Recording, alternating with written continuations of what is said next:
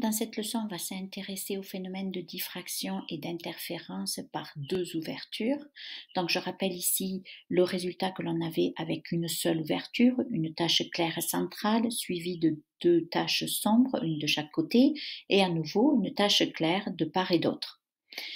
Alors, qu'est-ce que ça change de mettre une deuxième ouverture? Bien, vous voyez, c'est le même schéma un petit peu, mais en revanche, dans chaque tache claire, vous avez une alternance de taches claires et sombres. Si on regarde de face ici, on voit bien la différence.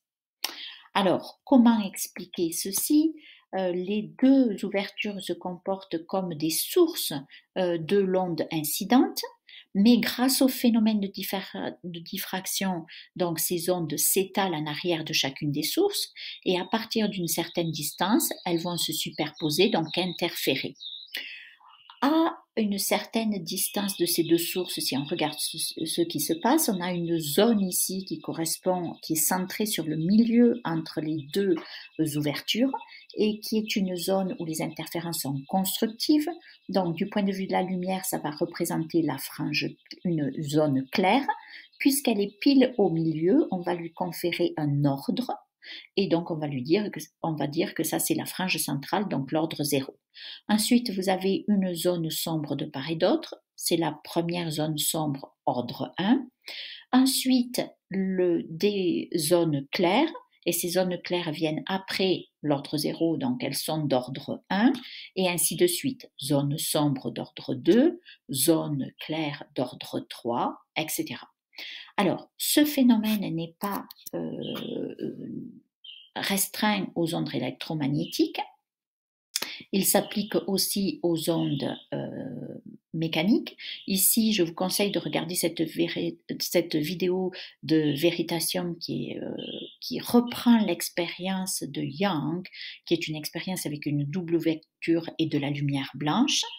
Ici, il modélise les interférences donc entre deux ondes mécaniques. Donc, au début, il avait une onde circulaire émise seulement par cette balle. Maintenant, il rajoute l'onde circulaire émise par la deuxième. Et vous voyez qu'ici, ces ondes circulaires interfèrent. Vous allez voir bientôt qu'à la surface de l'eau, cela veut dire que les hauteurs d'eau sont différentes. Ici, ça ne change pas, alors que partout où vous voyez les vagues ici, donc la hauteur de l'eau change. Donc, qu'est-ce que ça veut dire? Ça veut dire qu'entre les deux balles, vous avez une zone d'interférence constructive. Ce serait notre frange centrale ordre 0. Ensuite, une zone où l'eau est étale. Il n'y a pas de variation de hauteur, donc il n'y a pas d'amplitude, amplitude 0 ici. Donc, c'est la zone sombre d'ordre 1, et ainsi de suite, zone claire d'ordre 2, zone sombre d'ordre 2, zone claire d'ordre 3. Alors, on peut regarder ici sur la simulation, c'est exactement la même chose. Vous voyez les interférences se produire. Donc, les interférences sont une conséquence du phénomène de diffraction.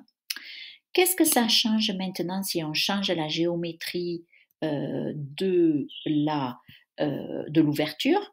Donc, une ouverture rectangulaire qui aurait un sens de la longueur verticale donnerait une succession de zones claires et sombres à l'horizontale.